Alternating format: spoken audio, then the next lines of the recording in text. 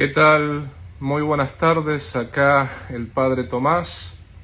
Estoy hablando desde mi parroquia y me pareció importante poner el título que ustedes están viendo porque creo que realmente es un título que pega para esta plática. A mí honestamente mucho no me gustan las etiquetas. No soy de etiquetar a nadie, pero no sé, es por llamarlos de alguna manera a estos dos grupos, porque es algo que veo mucho en la red. Es decir, es realmente una cosa muy triste, que es como que hay dos grupos, ¿no? Y yo, sinceramente, tengo amigos en ambos grupos, tengo amigos entre los papofóbicos y entre los papólatras. Voy a explicar por qué utilizo estos términos, porque como les digo, a mí no me gusta etiquetar a la gente, pero es por llamarlos de alguna manera. Honestamente, a mis amigos que están en estos dos grupos, yo los quiero mucho y mi corazón siempre los va a tener en mis oraciones, pero es como que realmente esas discusiones que tienen ya me resultan insoportables, y esta es la primera y única vez que voy a tocar el tema. Porque honestamente me acordaba de la frase de un anticatólico que decía que no hay peor bestia más feroz que el cristiano que ataca a otro cristiano. Es decir, este autor lo que decía concretamente es: los cristianos son bestias feroces por el modo en cómo se tratan entre sí. Es decir, yo no voy a decir que esta frase es verdadera, porque justamente esta frase tiene media verdad, ¿no? Estamos hablando de los malos cristianos, de aquellos que por ahí son malos cristianos, son aquellos que se tratan muy mal, que realmente son bestias feroces que se despedazan. Como cristianos estamos llamados a vivir la caridad, es decir, no vamos a convencer al mundo de ser cristianos si nos odiamos entre nosotros. Y no vamos a convencer a nadie si realmente nos odiamos los unos por los otros. Por eso, esta es la única vez que voy a hablar de este tema, porque mucha gente me ha preguntado. No sabía cómo titularlo. Me parece que este es el modo de, por ejemplo, definir las discusiones que hay entre estos dos grupos. Yo no me identifico con ninguno de los dos. Yo directamente creo ser católico y creo realmente tener la devoción al Santo Padre que se le debe tener, y creo también conocer un poquito la historia de la Iglesia como para haber visto bastante, ¿no? ¿Por qué puse al primer grupo papofóbico? Justamente porque hay gente en la red que yo no estoy mucho tiempo en el Facebook, pero hay gente en la red que se dedica sistemáticamente a criticar todo lo que el Papa diga o todo lo que el Papa haga. A esta gente le quiero decir que San Ignacio de Loyola escribió los ejercicios espirituales y escribió la regla de discernimiento, o sea, la regla de sentir con la Iglesia. ¿Qué significa sentir con la Iglesia? Que lo que yo veo blanco, si la Iglesia lo ve negro, lo tengo que ver negro. Y si yo veo gris algo, si la Iglesia lo ve verde, hay que verlo verde, porque en realidad Jesucristo le prometió al magisterio de la Iglesia y al sumo pontífice, le prometió la asistencia del Espíritu Santo. Y no tenemos que pensar que justamente San Ignacio de Loyola vivió en tiempos donde los papas eran santos, en tiempos que fue fundada la Compañía de Jesús. Había papas como el Papa Julio II, que era borracho y al mismo tiempo era guerrero, mataba gente. Había papas como el Papa Alejandro VI, que era parte de la familia de los Borgia, que justamente tenía 6 o 7 concubinas. Estaba el Papa Clemente VII, que mientras Carlos V estaba en guerra con los musulmanes y con los protestantes, el Papa Clemente VII estaba aliándose con los musulmanes y con los protestantes en contra de Carlos V. Después lo que hizo Carlos V de la invasión a Roma, no digo que sea justificable ni mucho menos, pero estamos hablando de papas que moralmente no eran lo mejor, ¿no? En el sentido, no daban el mejor ejemplo. Entonces, cuando San Ignacio escribe las reglas para sentir con la Iglesia, no lo hace teniendo papas buenos, justamente. San Ignacio hace un acto de fe que es hermosísimo, que dice: por más que tengamos el Papa Julio II, por más que tengamos el Papa Alejandro VI, por más que tengamos el Papa Clemente VII, por más que tengamos malos papas, el Papa es el vicario de Cristo, y como tal lo tenemos que respetar, y como tal tenemos que realmente venerar la figura del vicario de Cristo. Es decir, San Ignacio de Loyola puso además el cuarto voto de los jesuitas de obediencia al Papa. Entonces, si uno se empieza a fijar en todo el contexto histórico, San Ignacio de Loyola no lo hizo en el tiempo de los mejores papas. Entonces tenemos que tener cuidado, por ejemplo, cuando uno se pone a criticar al Santo Padre de manera brutal, y sobre todo si uno lo hace todos los días, en todos los posts de Facebook que uno realmente escribe. Yo honestamente ese tipo de cosas las veo y digo: ¿a dónde vamos? ¿A qué llevan? ¿Tiene sentido realmente criticar todo lo que el Papa haga o diga? Y por otra parte, el Papa tiene muchas cosas que son buenas. O sea, yo me acuerdo el discurso de la misericordia, ni bien subió al pontificado, que dijo palabras como: Dios nunca se cansa de perdonar, somos nosotros quienes nos cansamos de pedir perdón.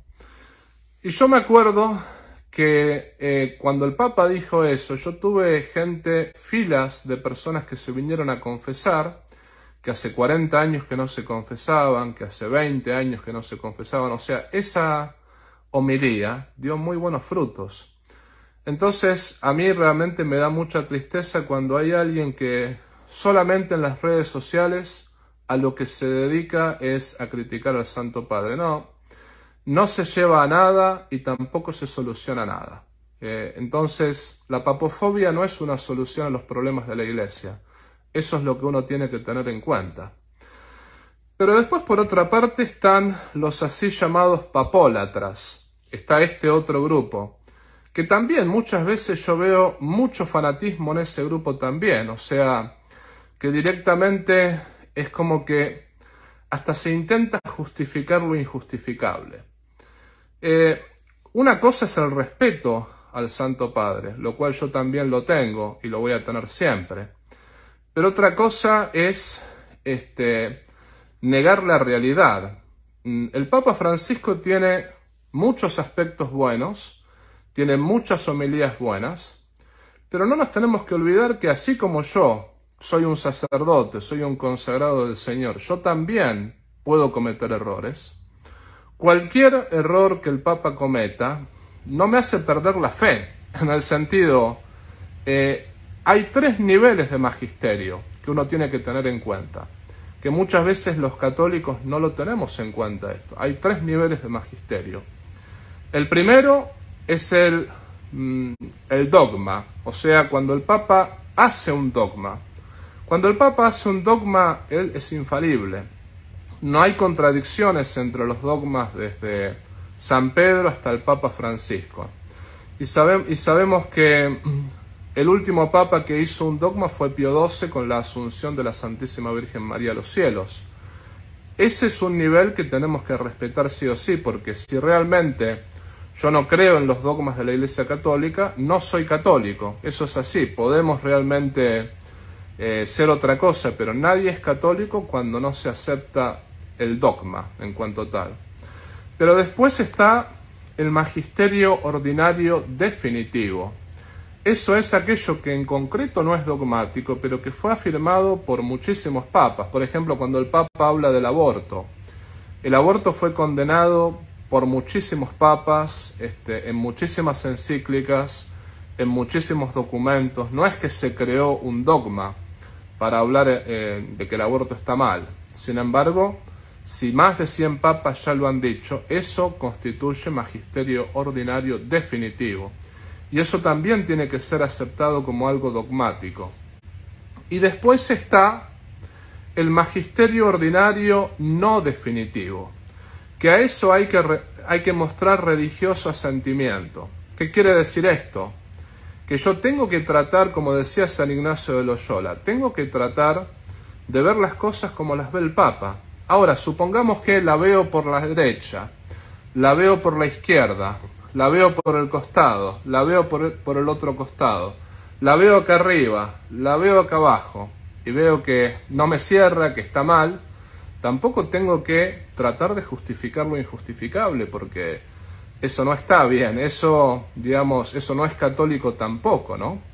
En todo caso, me acuerdo que mi obispo, el obispo Stephen Parks, ante algunas declaraciones del Papa, simplemente mi obispo tiene una reverencia al Santo Padre que es admirable, y yo realmente admiro a mi obispo por eso, ¿no?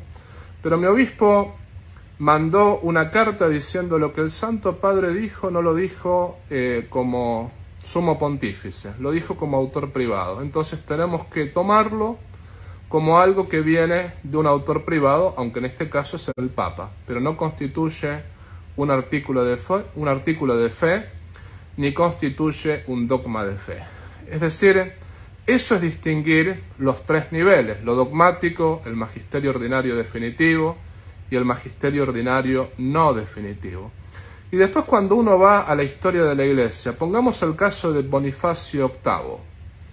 Bonifacio VIII se quiso meter en las cuestiones internas del reino de Francia con el rey Felipe el Hermoso. O sea, era prácticamente meterse en el gobierno de un rey que, en todo caso, el Papa tiene que ocuparse de lo que sería la parte religiosa, pero no puede meterse en cuestiones políticas, decirle al rey qué ministros tiene que elegir, qué ministros no tiene que elegir. Es decir, el rey gobierna su país, obviamente el rey tiene que ser fiel a los mandamientos divinos, pero el Papa se estaba metiendo ya en cosas que no le competen, porque no le compete al Papa decirle a un rey o a un gobernante cómo tiene que gobernar. Si el gobernante está a favor del aborto, bueno, ahí el Papa sí puede decirle, estás excomulgado por estar a favor del aborto, y le puede decir a los súbditos, no lo respeten más, porque justamente no está cumpliendo con los mandamientos divinos. Pero si no es el caso, después el Papa no puede decirle al rey, bueno, tienes que poner a tal ministro, tienes que poner a tal otro, tienes que realmente hacer esta reunión, tienes que hacer esta otra reunión. No.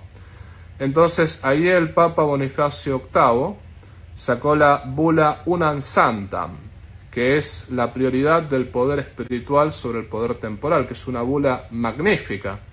Sin embargo, la gran mayoría de los historiadores, entre ellos personas como el padre Alfredo Sáenz y otros autores como el mismo Vittorio Messori, opinan que en el momento que el Papa sacó esa bula fue una imprudencia política, porque lo que hizo fue exacerbar los ánimos de los franceses, es decir, los exacerbó mal.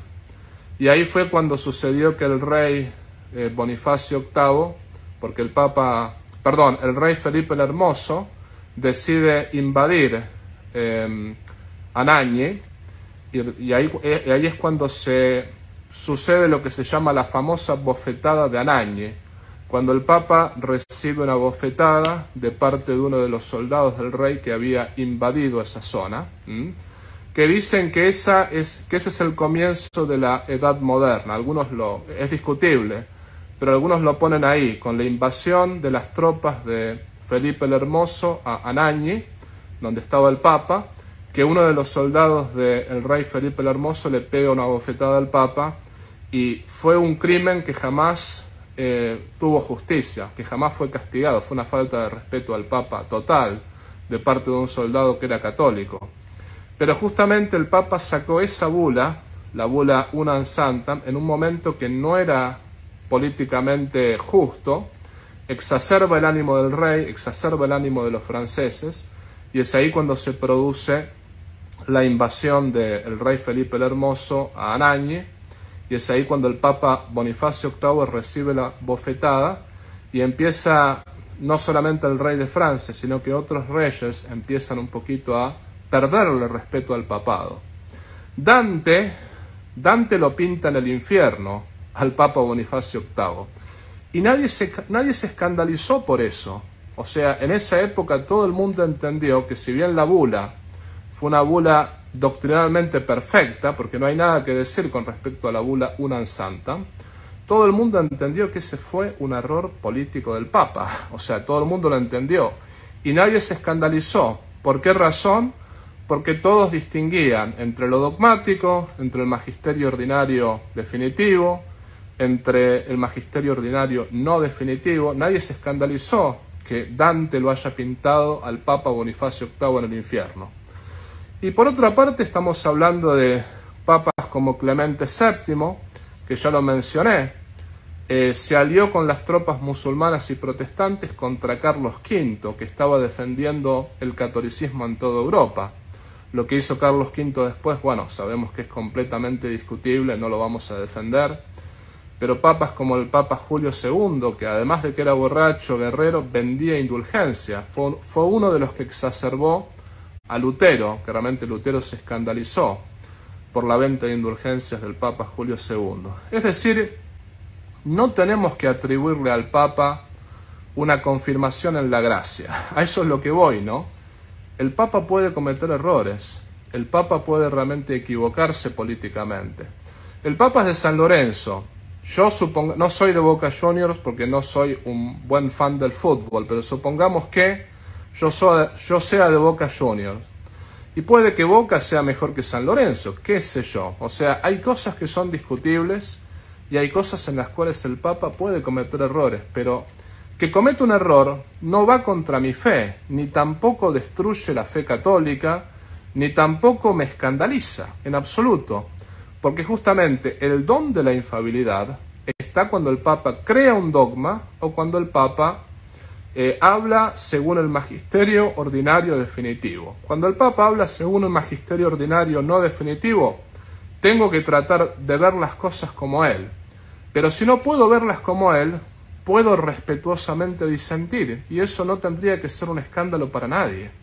Al mismo tiempo, uno lo que tiene que ponerse a pensar, tenemos que realmente tratar de ver las cosas como las ve el Papa, porque mucha gente no hace eso. Mucha gente, la primer cosita que dice ya lo critican, ya lo insultan, y sobre todo faltas de respeto total hacia el Santo Padre que no son justas, ¿no? Hay que tratar de ver las cosas como las ve el Papa, pero si no las podemos ver como las ve él, la vemos por acá, la vemos por acá, la vemos por acá, por arriba, por abajo. Uno tiene que decir, bueno, ¿en qué sentido habló? ¿Habló ex cátedra? ¿Creó un dogma? ¿Habló según el magisterio ordinario definitivo? ¿Habló como autor privado? Y si habló como autor privado, no está en juego la infalibilidad papal. Ahí uno, sin insultar, sin quejarse, sin tampoco faltarle el respeto al Papa, lo que uno tiene que decir es, no habló en cuanto sumo pontífice, habló como autor privado.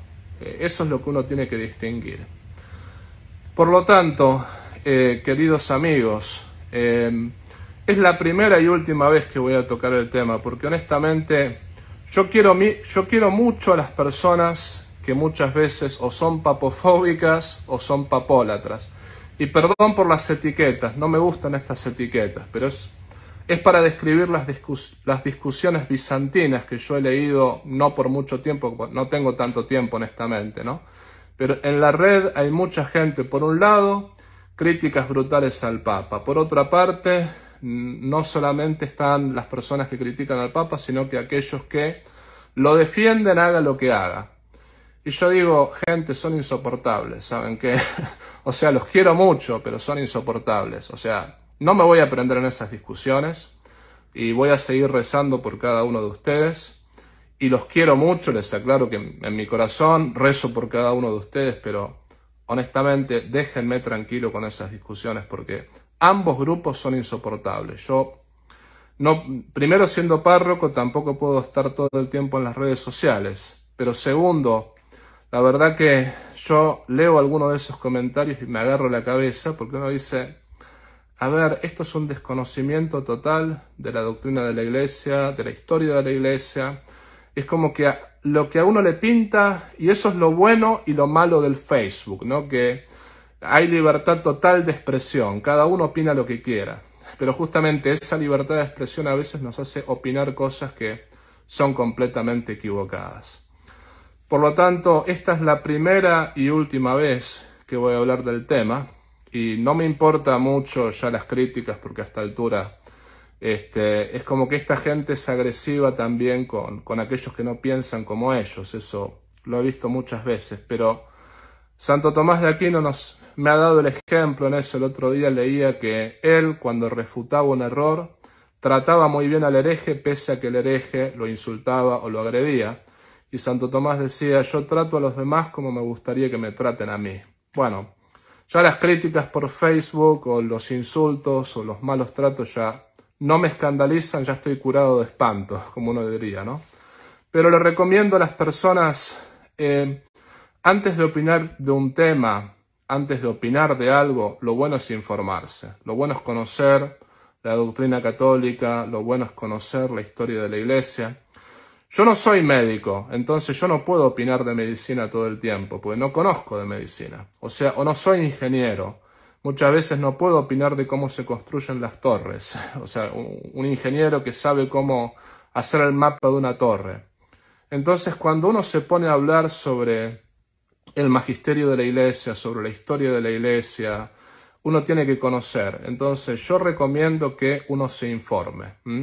Hay que tener la máxima veneración a la figura del Vicario de Cristo, porque el Vicario de Cristo justamente es aquel que representa a Jesús en esta tierra.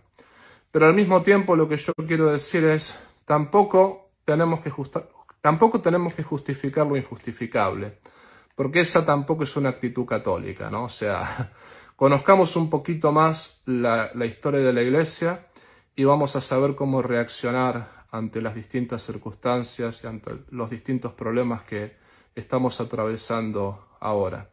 Y como pedía el Santo Padre, recemos por él, porque es fácil criticarlo, es fácil hablar mal de él, pero en realidad tendríamos que rezar más por él, y recen también por los sacerdotes, por los obispos, por la jerarquía, porque hoy más que nunca nosotros necesitamos de las oraciones de ustedes.